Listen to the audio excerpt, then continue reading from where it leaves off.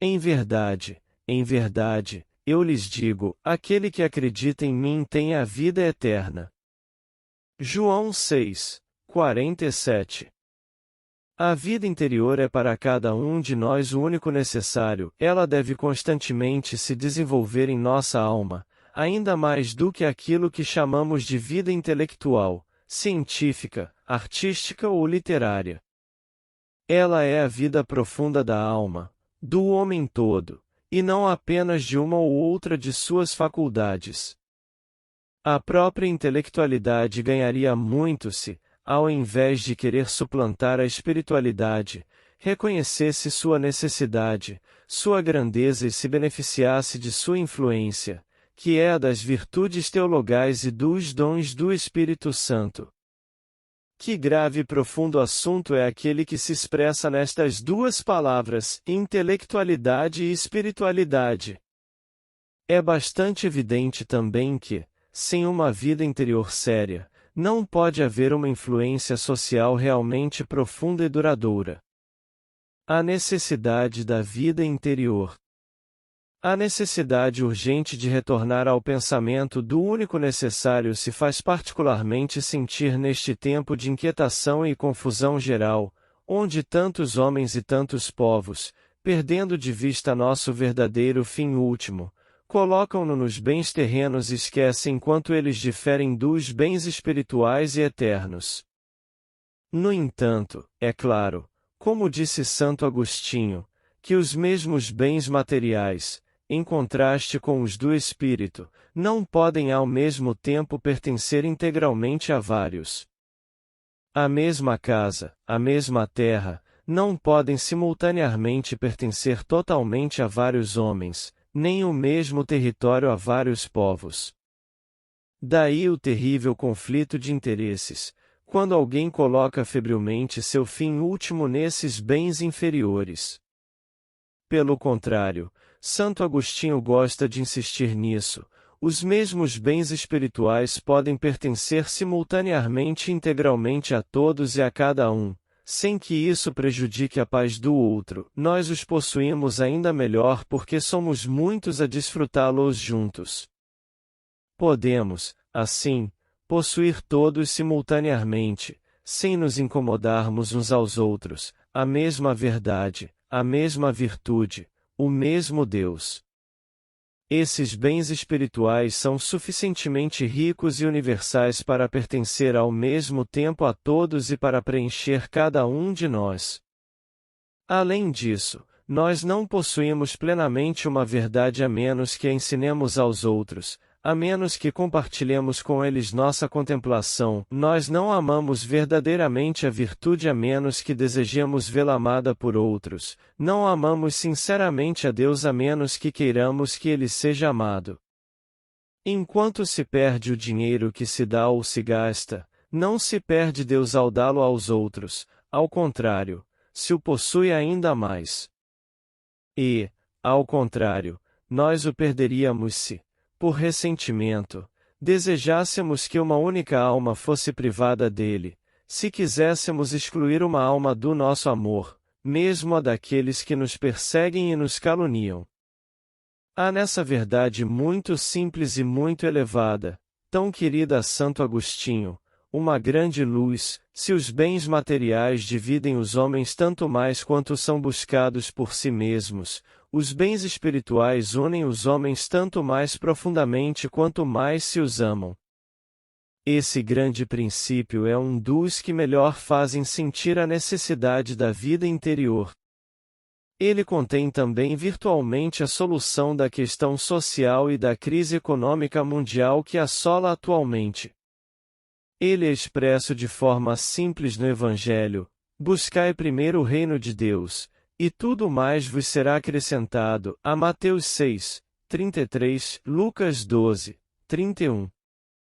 O mundo está morrendo neste momento devido ao esquecimento dessa verdade fundamental, ainda que elementar para todo cristão.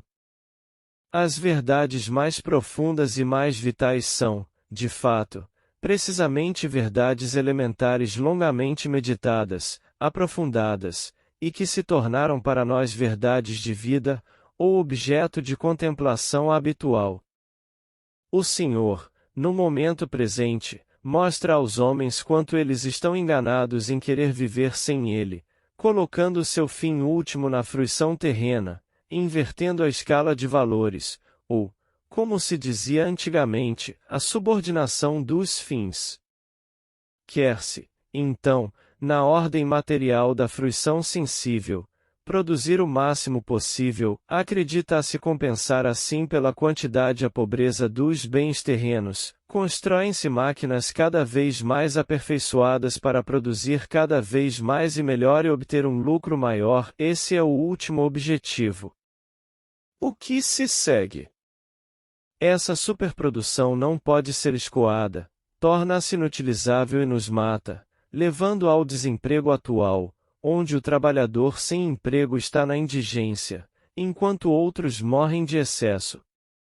Disse que é uma crise, na realidade, é mais que uma crise, é um estado geral, que deveria ser revelador, se tivéssemos olhos para ver, como diz o Evangelho, colocou-se o fim último da atividade humana onde ele não está, não em Deus, mas na fruição deste mundo. Quer-se encontrar a felicidade na abundância dos bens materiais, que não podem dá-la. Longe de unir os homens, eles os dividem, e ainda mais porque são buscados por si mesmos e com maior avidez. A partilha ou socialização desses bens não seria um remédio, e não daria felicidade, enquanto os bens terrenos mantiverem sua natureza e a alma humana, que os supera, manter a sua.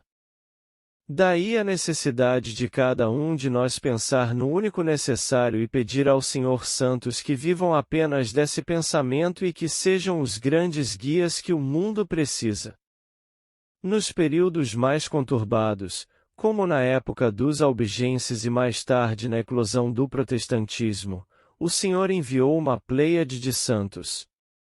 A necessidade não é menor hoje. Qual é o princípio ou a fonte da vida interior? É tanto mais importante recordar a necessidade e a verdadeira natureza da vida interior, visto que muitos erros têm alterado a ideia que nos é dada pelo Evangelho, pelas epístolas de São Paulo e por toda a tradição. Em particular, é manifesto que essa ideia de vida interior sofre uma profunda alteração na teoria luterana da justificação ou conversão, segundo a qual os pecados mortais na alma do convertido não são positivamente apagados pela infusão da nova vida da graça santificante e da caridade. De acordo com essa teoria, os pecados mortais na alma do convertido são apenas cobertos, velados pela fé em Cristo Redentor, e cessam de ser imputados àquele que os cometeu. O homem é considerado justo apenas pela imputação externa da justiça de Cristo, mas não é assim interiormente justificado, interiormente renovado. Sob essa perspectiva, para que o homem seja justo aos olhos de Deus, não é necessário que ele tenha a caridade infusa e as almas em Deus. Em suma, o justo assim concebido, apesar de sua fé em Cristo Redentor, permanece em seu pecado não apagado, em sua corrupção ou morte espiritual. Essa concepção, que ignora tão gravemente nossa vida sobrenatural e reduz sua essência à fé em Cristo, sem a graça santificante e a caridade, sem as obras meritórias, deveria gradualmente conduzir ao naturalismo, para o qual o justo é aquele que, abstraindo-se de qualquer credo, valoriza e preserva a honestidade natural, da qual falaram os melhores filósofos pagãos antes do cristianismo. Sob essa segunda perspectiva, nem mesmo se examina mais a questão supremamente importante: o homem, no estado atual, pode, sem a graça divina, chegar a observar todos os preceitos da lei natural, incluindo aqueles relativos a Deus? Pode ele, sem a graça, chegar a amar, não apenas com simples desejo, mas de forma eficaz, o sumo bem, Deus, autor de nossa natureza, mais do que a si mesmo e acima de tudo? Os primeiros protestantes teriam respondido negativamente, como sempre fizeram os teólogos católicos. O protestantismo liberal, nascido do erro luterano, nem sequer se coloca mais essa questão e não admite mais a necessidade da graça ou de uma vida sobrenatural, infusa. No entanto, a questão sempre retorna em termos mais gerais: pode o homem, sem um auxílio superior, superar a si mesmo e amar verdadeiramente e eficazmente mais do que a si mesmo a verdade e o bem? É claro que todos esses problemas estão essencialmente ligados à própria natureza de nossa vida interior, que é um conhecimento do verdadeiro e um amor do bem, ou melhor dizendo, um conhecimento e um amor de Deus. Para recordar aqui toda a elevação da ideia que as Escrituras, e sobretudo, o Evangelho nos dão da vida interior, sem fazer um curso de teologia sobre a justificação e a graça santificante, destacaremos uma verdade fundamental da espiritualidade, ou até mesmo da mística cristã, tal como a Igreja Católica sempre a concebeu. Em primeiro lugar, é evidente que, segundo as Escrituras, a justificação ou conversão do pecador não cobre apenas seus pecados como um véu, mas os apaga pela infusão de uma nova vida. O salmista súplica no Miserere: tem piedade de mim, ó Deus, segundo a tua bondade, segundo a tua grande misericórdia, apaga as minhas transgressões. Lava-me completamente da minha iniquidade e purifica-me do meu pecado. Purifica-me com esopo, e serei puro. Lava-me, e serei mais branco que a neve. Apaga todas as minhas iniquidades. Ó Deus, cria em mim um coração puro e renova dentro de mim um espírito firme. Não me rejeites da tua presença, não retires de mim o teu Espírito Santo. Devolve-me a alegria da tua salvação e sustenta-me com um espírito voluntário. A Salmo 50, 3, 15. Os profetas falam da mesma maneira. O Senhor diz por meio de Isaías 43, 25: sou eu mesmo, quem apaga tuas transgressões, Israel, por amor de mim. Muito frequentemente na Bíblia aparece a expressão: sou eu quem remove a iniquidade, quem apaga o pecado. Como relata o Evangelho de São João 1, 29, João Batista disse ao ver Jesus que vinha em sua direção: eis o Cordeiro de Deus que tira o pecado do mundo. Lê-se da mesma forma na primeira epístola de São João, 1, 7, o sangue de Jesus nos purifica de todo pecado. E São Paulo escreve, 1 Coríntios 6, 10, nem os impuros, nem os idólatras, nem os adúlteros, nem os ladrões, nem os caluniadores, nem os rapaces, herdarão o reino de Deus. No entanto, isso é o que alguns de vocês eram, mas vocês foram lavados, foram santificados, foram justificados em nome do Senhor Jesus Cristo e pelo Espírito de nosso Deus. Além disso, se na justificação ou conversão do ímpio os pecados fossem apenas velados e não apagados, o homem seria ao mesmo tempo justo e injusto, justificado e em estado de pecado. Deus amara o pecador como seu amigo, apesar de sua corrupção, que seu amor seria incapaz de remover. O Salvador não teria apagado os pecados do mundo, se não libertasse o justo da servidão do pecado. Estas são, mais uma vez, verdades elementares para todo cristão. Seu conhecimento aprofundado, quase experimental e constantemente vivido, é a contemplação dos santos. A realidade da graça e de nossa filiação divina adotiva. O pecado mortal não pode ser apagado e perdoado senão pela infusão da graça santificante e da caridade, que é o amor sobrenatural de Deus e das almas em Deus.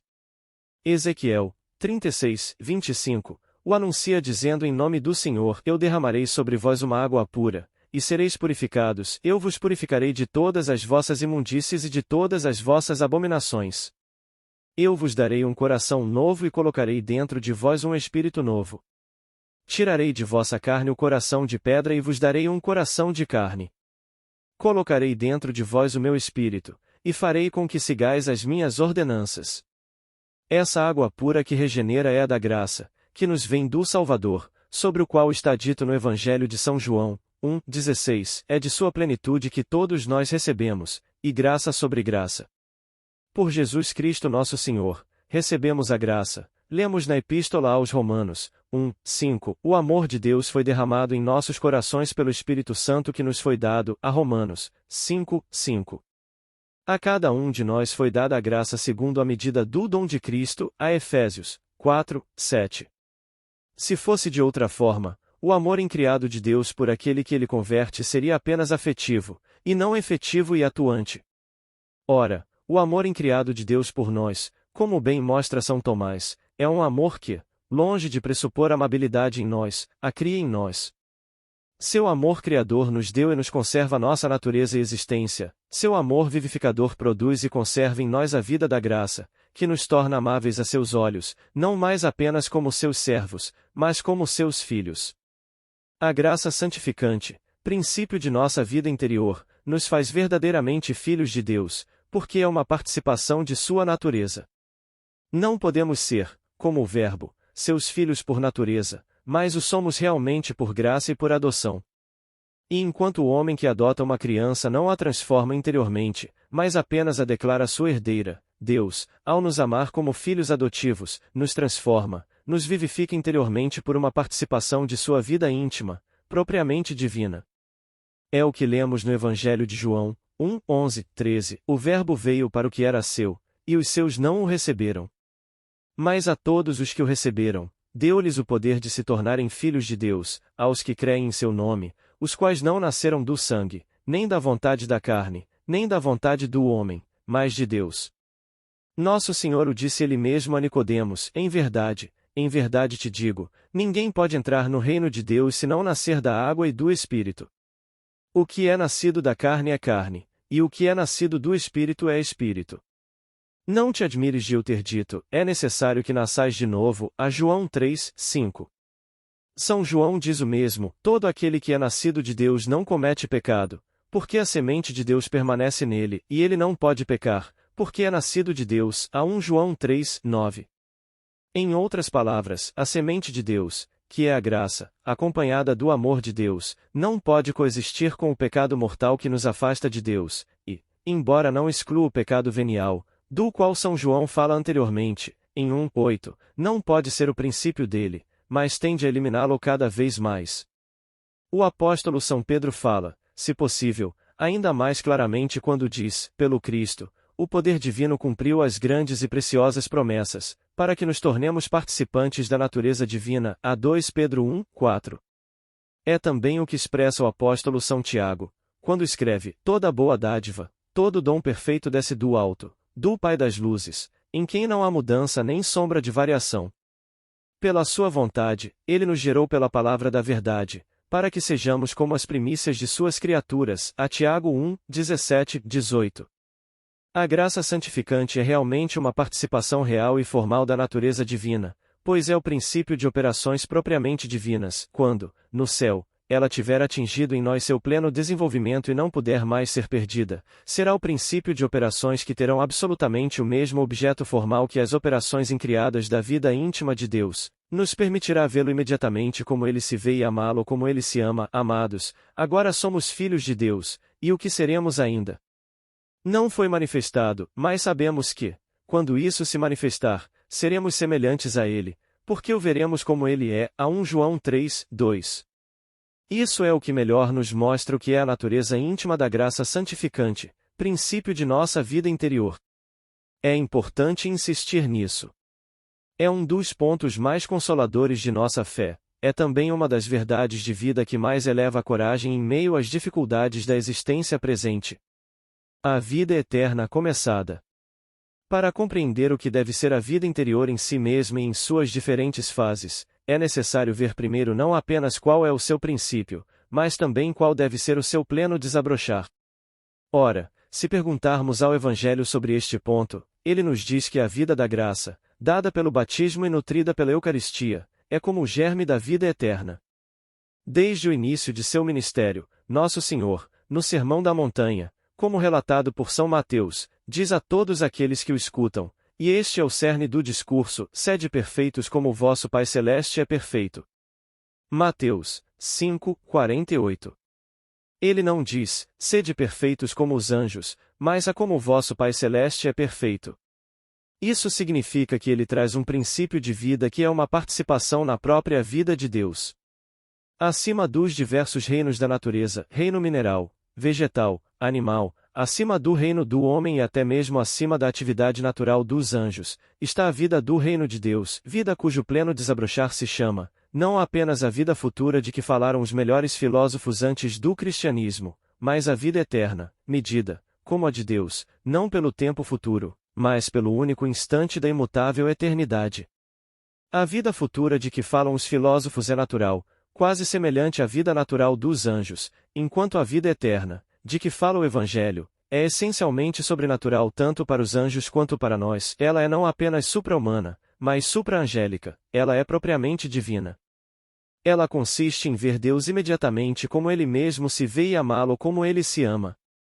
É por isso que nosso Senhor pode dizer: sede perfeitos como vosso Pai Celeste é perfeito, pois vós recebestes uma participação em sua vida íntima.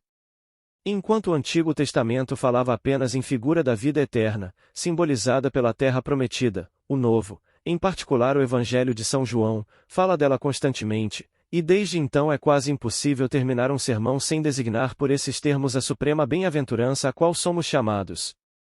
Além disso, se perguntarmos ao Evangelho, especialmente ao de São João, o que é a vida da graça, ele nos responde: é a vida eterna começada. Nosso Senhor diz de fato 6 vezes no quarto Evangelho: quem crê em mim tem a vida eterna, a João 6:47, não apenas ele a terá mais tarde se perseverar, mas em certo sentido ele já a tem. Quem come a minha carne e bebe o meu sangue tem a vida eterna, e eu o ressuscitarei no último dia, a João 6:54. O que significam essas palavras? Nosso Senhor as explica mais adiante, João 8:51-53, em verdade vos digo, se alguém guardar a minha palavra, praticando os preceitos, nunca verá a morte. Espantados, os judeus lhe respondem: agora sabemos que tens um demônio, Abraão morreu, os profetas também, e tu dizes: quem guardar a minha palavra nunca provará a morte. Quem pretendes ser? Foi então que Jesus lhes disse: antes que Abraão fosse, eu sou, a João 8:58. O que nosso Senhor quer nos fazer entender quando afirma várias vezes: quem crê em mim tem a vida eterna? Ele quer dizer: quem crê em mim com uma fé viva, unida à caridade, ao amor de Deus e do próximo, tem a vida eterna começada. Em outras palavras, quem crê em mim tem em germe uma vida sobrenatural que é idêntica em sua essência à vida eterna. O progresso espiritual só pode tender para a vida da eternidade se supõe em nós o germe dela, e um germe de mesma natureza. Na ordem natural, o germe contido na bolota não poderia se tornar um carvalho se não fosse de mesma natureza que ele, se não contivesse em estado latente a mesma vida. A criança pequena também não poderia se tornar um homem se não tivesse uma alma racional, se a razão não estivesse adormecida nela. Assim, o cristão na terra não poderia se tornar um bem-aventurado no céu se não tivesse recebido no batismo a vida divina. E como não se pode conhecer a natureza do germe contido na bolota senão considerando-o em seu estado perfeito no carvalho, da mesma forma, não se pode conhecer a vida da graça senão considerando-a em seu pleno desabrochar, na glória que é sua consumação. Gratia est semen gloriae, diz toda a tradição. No fundo, é a mesma vida sobrenatural, a mesma graça santificante e a mesma caridade, com duas diferenças. Aqui na terra, conhecemos sobrenaturalmente e infalivelmente a Deus, não na clareza da visão, mas na obscuridade da fé, e além disso, esperamos possuí-lo de forma inadmissível, mas, enquanto estamos na terra, podemos perdê-lo por nossa própria culpa. Apesar dessas duas diferenças, relativas à fé e à esperança, é a mesma vida, a mesma graça santificante e a mesma caridade. Nosso Senhor disse à samaritana: se sires donum Dei, se conhecesses o dom de Deus, tu mesma me pedirias água. Quem beber da água que eu lhe der nunca mais terá sede, pelo contrário, a água que eu lhe der se tornará nele uma fonte a jorrar para a vida eterna, a João 4:10-14. No templo, no último dia da festa dos tabernáculos, Jesus impede-se em alta voz, não apenas para almas privilegiadas, mas para todos: se alguém tem sede, venha a mim e beba. Quem crê em mim, rios de água viva fluirão de seu peito, a João 7:37-38. Ele dizia isso, acrescenta São João, sobre o Espírito, que receberiam os que acreditassem nele. O Espírito Santo é chamado Fons Vivus, Fons Vitae. Jesus também disse: se alguém me ama, a fé sozinha não é suficiente, guardará a minha palavra, e meu Pai o amará, e viremos a ele e faremos nele nossa morada, a João 14:23. Quem virá? Não apenas a graça, dom criado, mas as pessoas divinas, meu Pai e eu, e também o Espírito Santo prometido. A Santíssima Trindade, portanto, habita em nós, na obscuridade da fé, de modo semelhante a como habita na alma dos santos no céu, que a veem abertamente. Aquele que permanece na caridade permanece em Deus, e Deus nele, a 1 João 4:16. Essa vida interior sobrenatural é muito superior ao milagre, que é apenas um sinal visível da palavra de Deus ou da santidade de seus servos. Mesmo a ressurreição de um morto, que restitui sobrenaturalmente ao cadáver a vida natural, é por assim dizer nada em comparação com a ressurreição de uma alma que se encontrava na morte espiritual do pecado e que recebe a vida essencialmente sobrenatural da graça. É verdadeiramente, na penumbra da fé, a vida eterna começada. Isso é o que faz com que nosso Senhor diga: o reino de Deus não vem de maneira a chamar a atenção. Não se dirá, ele está aqui ou ali, pois vede, o reino de Deus está no meio de vós, a Lucas 17, 20, 21. Ele está lá escondido em vós, em vossas almas, como o grão de mostarda, como o fermento que faz levedar toda a massa, como o tesouro enterrado no campo, como a fonte de onde brota o rio de água viva, que nunca seca. É também o que faz São João dizer em sua primeira epístola: sabemos que passamos da morte para a vida, se amamos nossos irmãos, a 1 João 3, 14.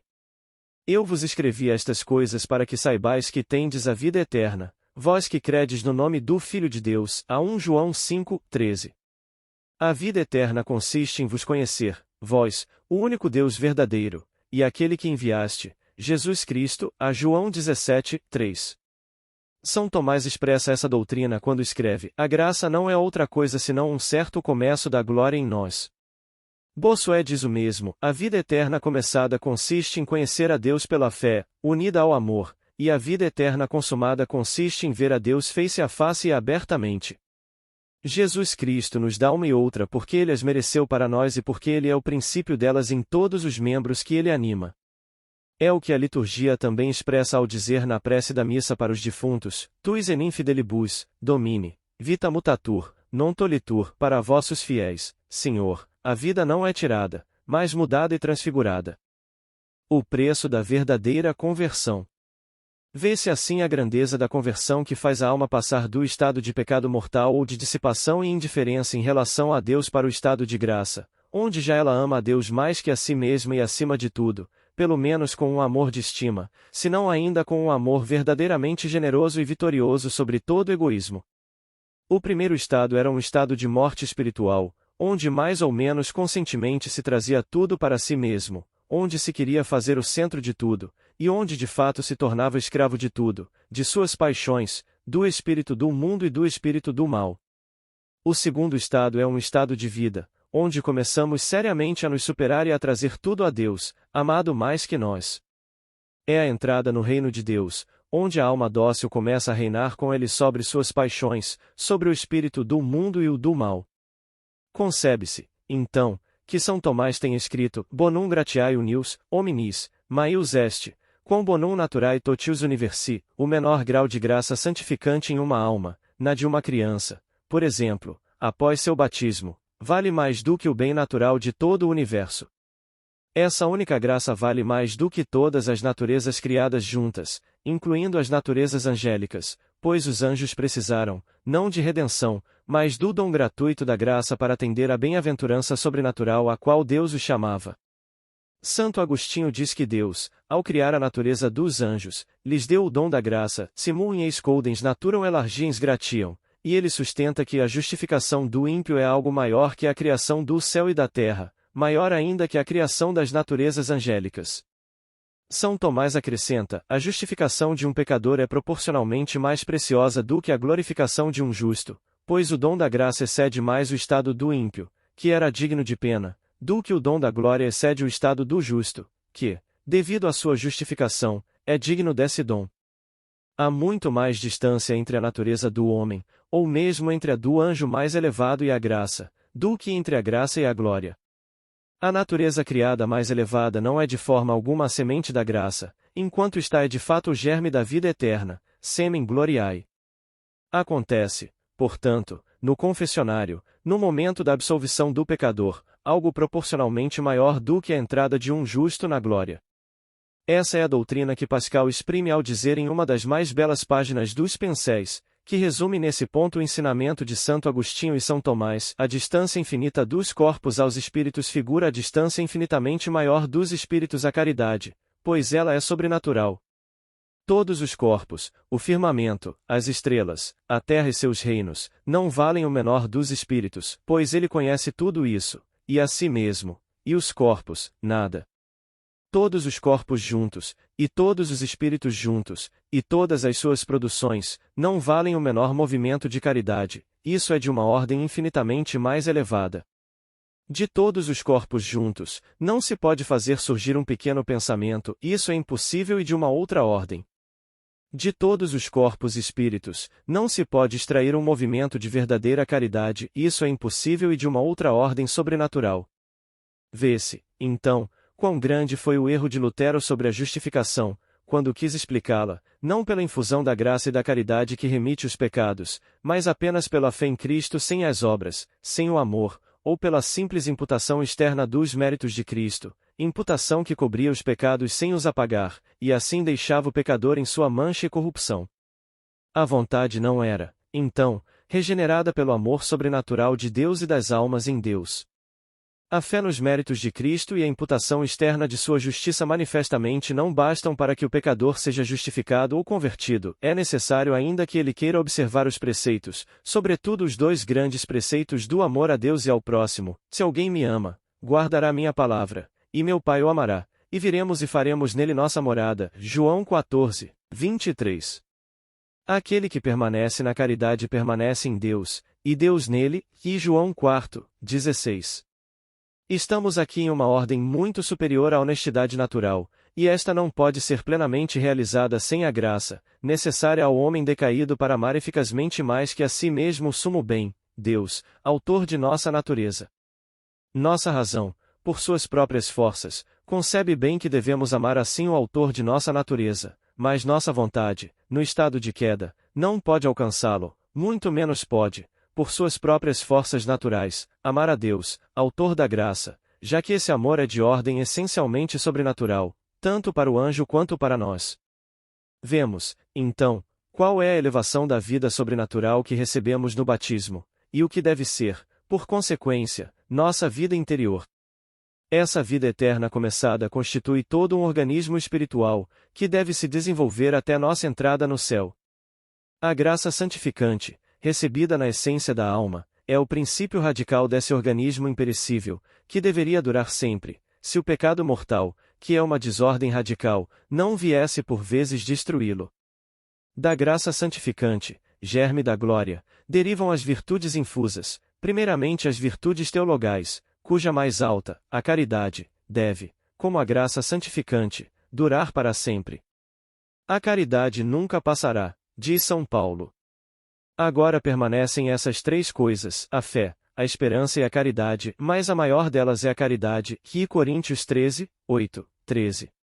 Ela durará sempre, eternamente, quando a fé desaparecer para dar lugar à visão, e quando a esperança suceder à posse inamissível de Deus claramente conhecido. O organismo espiritual se completa pelas virtudes morais infusas, que incidem sobre os meios, enquanto as virtudes teologais se referem ao fim último. São como tantas funções admiravelmente subordinadas, infinitamente superiores às de nosso organismo corporal. Chamam-se prudência cristã, justiça, fortaleza, temperança, humildade, mansidão, paciência, magnanimidade, etc.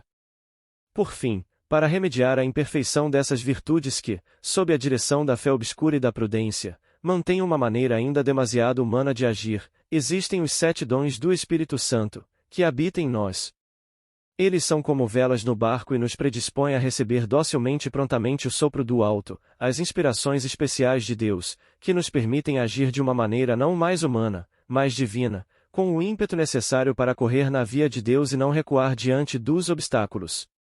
Todas essas virtudes infusas e esses dons crescem com a graça santificante e a caridade, diz São Tomás, Iaia, que 66, A2, como os 5 dedos da mão se desenvolvem juntos, como todos os órgãos de nosso corpo aumentam ao mesmo tempo. Dessa forma, não se concebe que uma alma tenha uma alta caridade sem ter o dom da sabedoria em um grau proporcional, seja sob uma forma nitidamente contemplativa, seja sob uma forma prática mais diretamente ordenada à ação. A sabedoria de São Vicente de Paulo não é absolutamente semelhante à de Santo Agostinho, mas ambas são infusas. Todo organismo espiritual se desenvolve, portanto, ao mesmo tempo, embora sob formas variadas. E sob esse ponto de vista, como a contemplação infusa dos mistérios da fé é um ato dos dons do Espírito Santo, que normalmente dispõe a visão beatífica, não devemos dizer que ela está na via normal da santidade. Aqui basta tocar na questão, sem insistir mais. Para melhor ver o preço dessa vida eterna começada, é preciso entrever o que será seu pleno desabrochar no céu e quanto ele supera o que teria sido nossa bem-aventurança e nossa recompensa se tivéssemos sido criados em um estado puramente natural. Se tivéssemos sido criados no estado de pura natureza, com uma alma espiritual e imortal, mas sem a vida da graça, mesmo então nossa inteligência teria sido feita para o conhecimento da verdade e nossa vontade para o amor do bem. Teríamos como fim conhecer a Deus, sumo bem, autor de nossa natureza, e amá-lo acima de tudo. Mas só o conheceríamos pelo reflexo de suas perfeições em suas criaturas, como os grandes filósofos pagãos o conheceram, de uma forma, no entanto, mais certa e sem mistura de erros. Ele teria sido para nós a causa primeira e a inteligência suprema que ordenou todas as coisas. Amaríamos esse Deus conhecido por suas obras, como amamos o autor de nossa natureza, mais que nós mesmos e acima de tudo, e nesse amor encontraríamos nossa felicidade natural, sem haver jamais esperança de ver a Deus tal como Ele é, face a face, como vemos o rosto daqueles que amamos. As 3 etapas da vida espiritual. Se tal é a vida da graça e a constituição do organismo espiritual das virtudes infusas e dos dons, não é surpreendente que o desenvolvimento da vida interior tenha sido frequentemente comparado às 3 idades da vida corporal, a infância, a adolescência e a idade adulta. São Tomás, Iaia, que 24:9, indicou ele mesmo essa comparação. Existe aí uma analogia que vale a pena ser seguida, observando-se especialmente a transição de uma fase para outra. Admite-se geralmente que a infância dura até a época da puberdade, por volta dos 14 anos, embora a primeira infância cesse com o despertar da razão, por volta dos 7 anos. A adolescência vai dos 14 aos 20 anos. Depois vem a idade adulta, onde se distingue o período que precede a plena maturidade, e aquele que, a partir de aproximadamente 35 anos, a sucede, antes do declínio da velhice. A mentalidade muda com as transformações do organismo, a atividade da criança não é, como se diz, a de um homem em miniatura ou de um adulto cansado, o elemento que domina nela não é o mesmo. A criança ainda não discerne, não organiza racionalmente, mas segue sobretudo a imaginação e as impulsões da sensibilidade, e mesmo quando sua razão começa a despertar, ela continua extremamente dependente dos sentidos. Uma criança nos perguntou um dia: "O que você ensina este ano?" O Tratado do Homem. De qual homem? Sua inteligência ainda não chegava à concepção abstrata e universal do homem como homem. O que é importante notar, para o assunto que nos ocupa, é sobretudo a transição da infância para a adolescência, e desta para a idade adulta. Ao sair da infância, por volta dos 14 anos, na época da puberdade, há uma transformação não apenas orgânica, mas também psicológica, intelectual e moral. O adolescente não se contenta mais em seguir sua imaginação como a criança, ele começa a refletir sobre as questões da vida humana, sobre a necessidade de se preparar para exercer tal profissão ou função, ele já não julga as coisas da família, da sociedade, da religião de maneira infantil, sua personalidade moral começa a se formar com o senso de honra, de boa reputação. Ou, ao contrário, ao atravessar mal essa fase chamada de a idade ingrata, ele se corrompe e começa a seguir um caminho errado. É uma lei, é necessário sair da infância desenvolvendo-se normalmente, do contrário, ou tomar-se um rumo errado, ou fica-se um retardatário ou um anormal instável, talvez até um anão. Quem não avança, retrocede. É aqui que a analogia se torna esclarecedora para a vida espiritual. Veremos que o iniciante que não se torna, como deveria, um avançado, segue um mau caminho ou permanece uma alma retardada, morna e como um anão espiritual. Aqui também, quem não avança, retrocede, como os padres da Igreja frequentemente disseram. Prosseguindo com a analogia. Se a crise da puberdade, ao mesmo tempo física e moral, é um momento difícil de superar, o mesmo acontece com outra crise, que pode ser chamada de a primeira liberdade, a qual introduz o adolescente na idade adulta, por volta dos 20 anos. O jovem, que fisicamente já está totalmente formado, deve começar a ocupar seu lugar na vida social. Ele presta serviço militar, logo será o momento de casar-se, por sua vez, tornar-se um educador, a menos que tenha recebido de Deus uma vocação mais elevada. Muitos atravessam mal essa crise da primeira liberdade, como o pródigo, ao se afastarem da casa paterna, confundem liberdade com licenciosidade. Aqui novamente a lei é sair da adolescência para passar à idade adulta, desenvolvendo-se normalmente. Caso contrário, entra-se em um caminho errado ou permanece-se um retardatário, daqueles de quem se diz, ele será uma criança por toda a vida. O verdadeiro adulto não é apenas um grande adolescente, ele tem uma nova mentalidade, ele se preocupa com questões mais gerais, nas quais o adolescente ainda não está interessado, ele compreende a fase anterior, mas não é compreendido por ela, a conversa sobre certos assuntos não é possível ou seria muito superficial. Há algo semelhante, na vida espiritual, entre o avançado e o perfeito. O perfeito deve compreender as fases que ele mesmo atravessou, mas não pode exigir ser plenamente compreendido por aqueles que ainda estão nelas. O que queremos destacar aqui é que, assim como há uma crise mais ou menos manifesta e mais ou menos bem suportada ao passar da infância para a adolescência, a crise da puberdade, tanto física quanto psicológica, há uma crise análoga para passar da vida purgativa dos iniciantes à vida iluminativa dos avançados. Esta crise foi descrita por vários grandes espirituais, especialmente por Tauler, sobretudo por São João da Cruz sob o nome de purificação passiva dos sentidos, pelo Padre Lalema, S.J., e por vários outros sob o nome de segunda conversão. Da mesma forma que o adolescente, para chegar como deve à idade adulta, deve atravessar bem a outra crise da primeira liberdade e não abusar dela assim que não estiver mais sob os olhos dos pais, assim, para passar da vida iluminativa dos avançados à verdadeira vida de união, a outra crise espiritual, mencionada por Tauler, descrita por São João da Cruz sob o nome de purificação passiva do espírito, que merece ser chamada de uma terceira conversão, ou melhor, uma transformação da alma. São João da Cruz foi o que melhor notou essas duas crises na transição de uma fase para a outra. Vê-se que elas correspondem à natureza da alma humana, às suas duas partes, sensitiva e espiritual, e também à natureza da semente divina, a graça santificante, germe da vida eterna, que deve cada vez mais vivificar todas as nossas faculdades e inspirar todos os nossos atos, até que o fundo da alma seja purificado de todo egoísmo e esteja verdadeiramente todo para Deus. Sem dúvida, São João da Cruz descreve o progresso espiritual como ele aparece sobretudo entre os contemplativos e os mais generosos dentre eles, para chegar o mais diretamente possível à união com Deus. Ele mostra, assim, em toda a sua elevação, quais são as leis superiores da vida da graça.